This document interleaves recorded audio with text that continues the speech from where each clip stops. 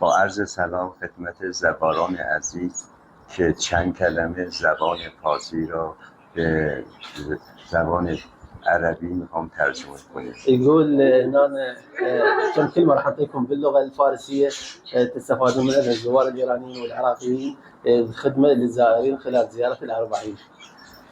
بفرمایید. بفرمایید يقول يعني تفضلوا. غذا. غذا يعني الطعام.